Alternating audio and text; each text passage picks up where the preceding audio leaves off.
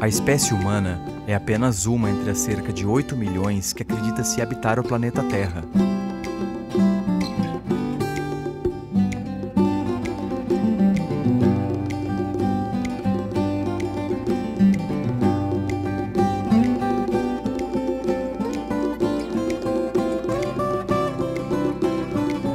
No Brasil, essa diversidade se espalha pelos mais diferentes cenários.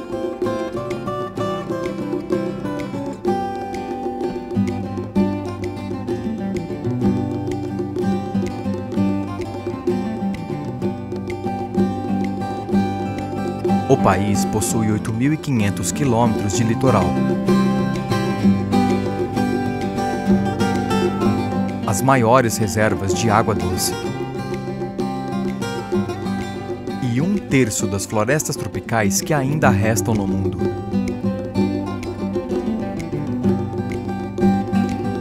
Toda essa fartura de vida, no entanto, inspira cuidado.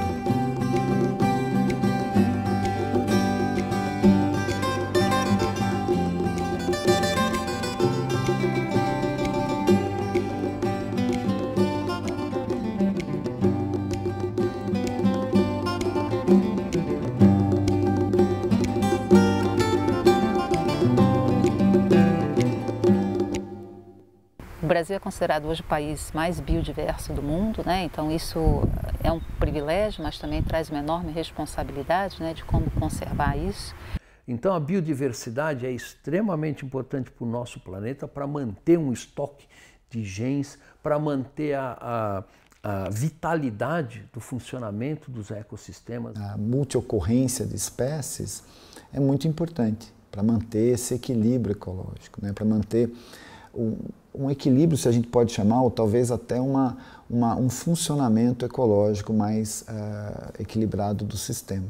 Então a gente precisa pensar que a distribuição das espécies, ou seja, onde elas ocorrem, isso é determinado basicamente pelo clima, né? Pela quantidade de precipitação, pela temperatura. As espécies selecionam o ambiente em função das condições climáticas. Então, se o cenário de mudança climática for realmente o mais dramático que está se imaginando, né? E o cenário de mudança de uso do solo, por exemplo, na Amazônia e até no Cerrado, continuar no ritmo que está, a chance de sobrevivência da vegetação nativa é mais baixa, né? Por quê? Porque você diminui a área de vegetação, então ela fica menos resiliente, e ao mesmo tempo se aumenta a temperatura, diminui a chuva. Então os modelos indicam que haverá um aquecimento, e o aquecimento está acontecendo, com uma diferença da previsão. O aquecimento e o degelo no Ártico, e a acidificação dos oceanos e a perda de biodiversidade está acontecendo numa velocidade muito maior do que os nossos modelos conseguiram prever nos últimos 10 e 20 anos. Vai demorar alguns, talvez 200 anos, para o clima se estabilizar num novo patamar. Aí esse novo patamar vai ter uma outra variabilidade, um outro tipo de extremo. Mas nessa transição é quando as coisas estão fora do equilíbrio. Portanto, existe uma grande imprevisibilidade. Então a gente vai estar lidando também com temperaturas continuamente, por exemplo, mais altas, ou mais chuva ou menos chuva, mas também com eventos de secas extremas ou de inundações extremas, né? E se isso já causa um impacto, né, para a gente, né, imagina para o resto da biota também, né, do conjunto dos seres vivos, eles também vão ser impactados por isso, né? Cada ecossistema tem processos muito diferenciados de interação com o clima. Então, por exemplo, o ecossistema amazônico, né, o elo principal de ligação com o clima é através do ciclo hidrológico. Chuvas, vapor d'água, nuvens e assim por diante. É um ecossistema muito especial do ponto de vista climático, porque a integração entre processos biológicos, físicos e químicos que ocorrem na floresta interferem diretamente no clima e vice-versa. É um ecossistema que é muito sensível às mudanças climáticas. A floresta ela tem uma interação com a atmosfera muito bem estabelecida. Então, a floresta é uma grande bomba de transferir água do solo para a atmosfera. Também ela é como se fosse uma caixa d'água, por onde circula a água, que acaba sendo redistribuída por todo o país. Então a gente pode dizer que esses efeitos vão ser sentidos no país inteiro, na verdade na América do Sul inteira.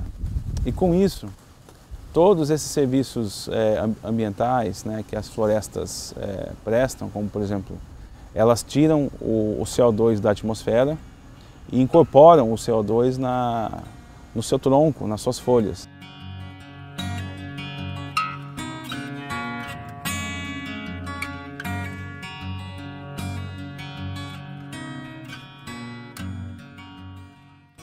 No caso da floresta amazônica, né, você tem praticamente 5 milhões de quilômetros quadrados de floresta produzindo fotossíntese, fixando carbono, sustentando vapor d'água na atmosfera e assim por diante. Estes serviços ambientais são absolutamente críticos para a manutenção do equilíbrio climático do nosso planeta. Outros ecossistemas brasileiros, como o Pantanal, a Mata Atlântica, a Caatinga, o Cerrado, etc. e tal, cada um deles tem particularidades e pressões antropogênicas diferentes. Os efeitos das mudanças climáticas se somam à contínua alteração no uso da terra.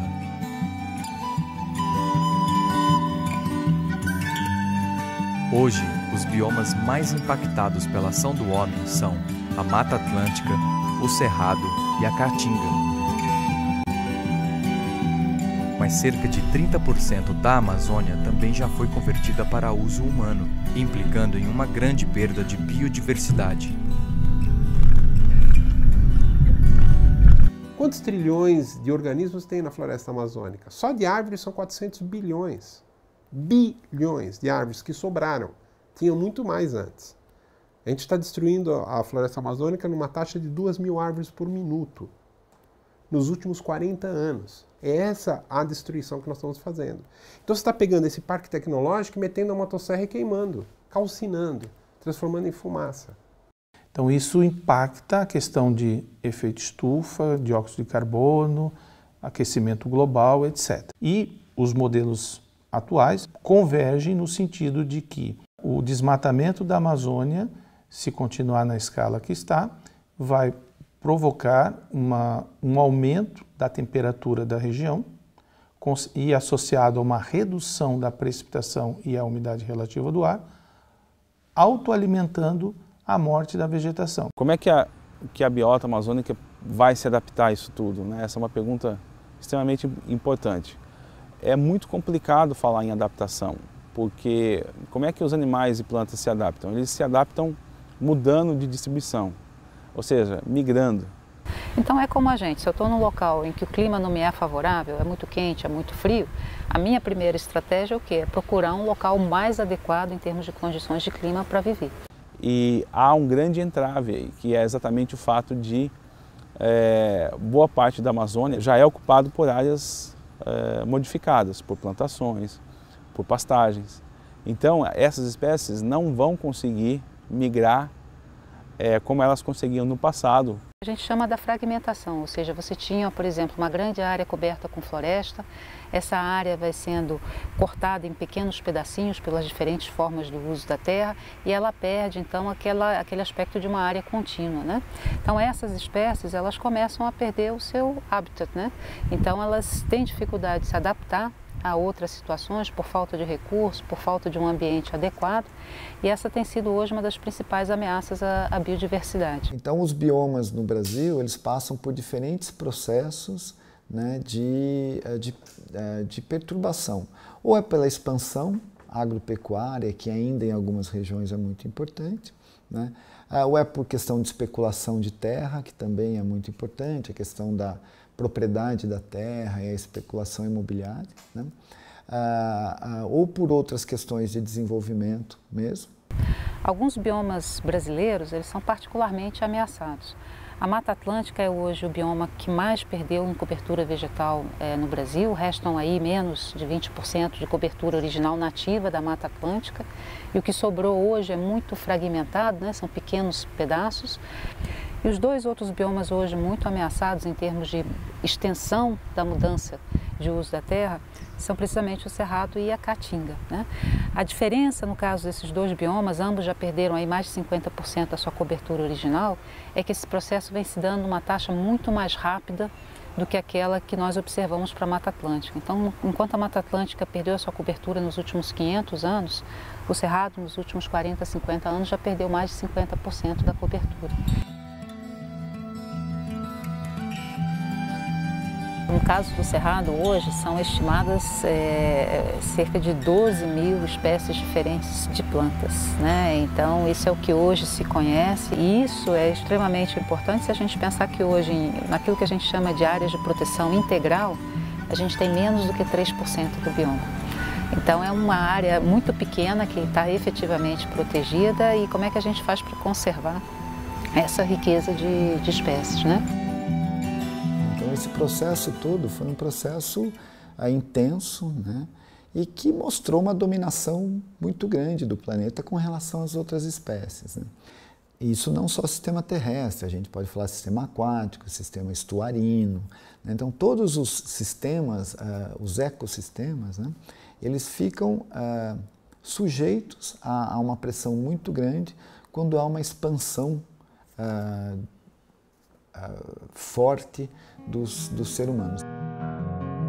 Os ecossistemas marinhos da costa brasileira também sentem os efeitos das atividades humanas e das alterações climáticas, que podem ocasionar o aquecimento da água, a elevação do nível do mar e a acidificação dos oceanos. O nível do mar está subindo, vai continuar subindo, não há como fazer o nível do mar parar de subir, então qualquer aproveitamento da zona costeira que não leve em consideração o cenário de 100 anos, ele está fadado a se tornar antieconômico ou a perda de investimento ou com grandes consequências, não só econômicas, mas sociais. Do ponto de vista físico, o oceano está se alterando, ele está se aquecendo. Você está produzindo um maior aquecimento no oceano. E um maior aquecimento no oceano implica, naturalmente, um aumento de volume, por exemplo. Um aumento de volume pode representar variações no nível do mar, consequências que você pode imaginar. Então, quando a gente fala em mudança do clima, os oceanos eles têm um papel extremamente importante, né, na regulação do clima, mas eles sofrem aí de duas formas, né? Um com o aumento da temperatura, o aumento do nível do mar, mas o outro é o aumento da concentração do CO2 na água dos oceanos. Se você aumenta a acidez do oceano através de uma maior concentração de carbono no oceano, você interfere de forma muito violenta no sistema ecológico. E, eventualmente, isso vai resultar em impactos muito ruins para a biodiversidade marinha. Então, há estudos que mostram que, a continuar as coisas como estão, vai haver uma redução muito grande na biodiversidade marinha.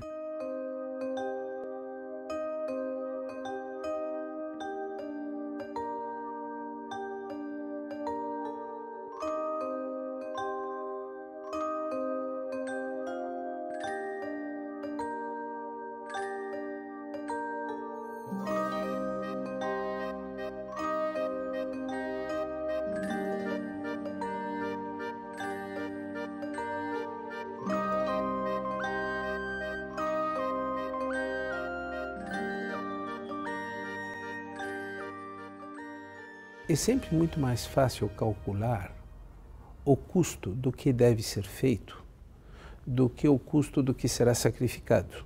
Quer dizer, como você quantifica o preço da natureza? Como você quantifica o preço de que seja flora, que seja fauna? Os primeiros trabalhos que discutiam isso, eles faziam uma valoração monetária, né? Ou seja, se eu tivesse que pagar para conservar essa água, se eu tivesse que pagar para limpar essa água, filtrar, ou se eu tivesse que contratar pessoas para polinizar planta por planta, o que as abelhas fazem de graça, quanto que isso custaria, né?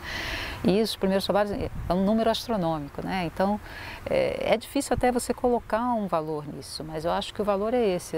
A partir do momento que você não tenha mais, né, o quanto que você precisaria investir para isso. E certos serviços são insubstituíveis. Porque a gente fatora minério, petróleo, madeira, sei lá, o que seja. Até a caça que você vai lá na floresta e tira, você fatora como riqueza, né? Esse é recurso natural.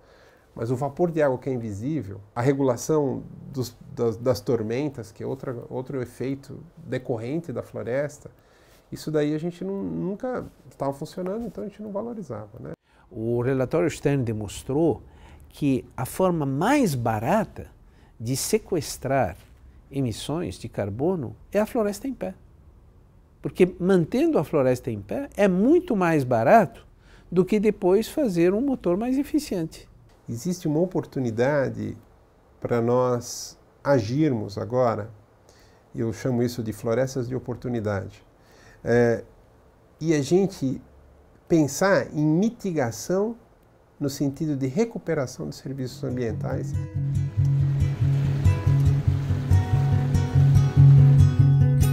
Descobrir novos desenhos produtivos baseados na interdependência entre conservação ambiental e desenvolvimento é, sem dúvida, um dos principais desafios dos países.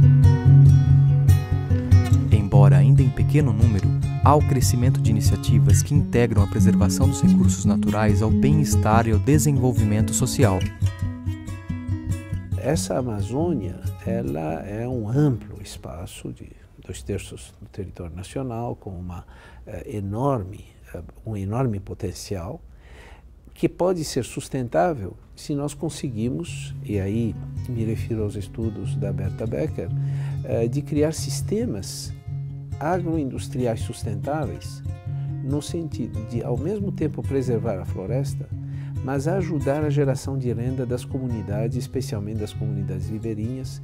Então existem várias experiências, tanto no Pará, quanto no Acre, por exemplo, quanto mesmo no estado do Amazonas, de um desenvolvimento, digamos assim, uma sustentabilidade com a preservação da floresta e com aumento de renda desta população.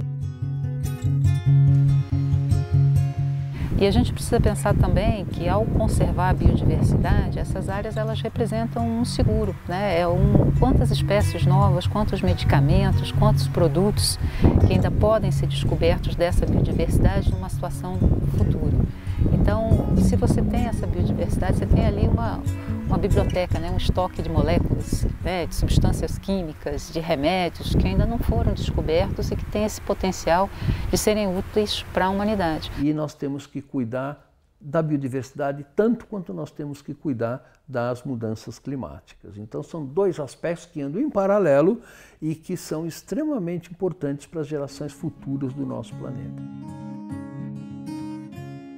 Além da preservação da variedade de espécies que coabitam o planeta, proteger a biodiversidade significa manter os serviços ambientais e o patrimônio genético, fundamentais para a manutenção da vida, principalmente diante de um futuro climático ainda incerto.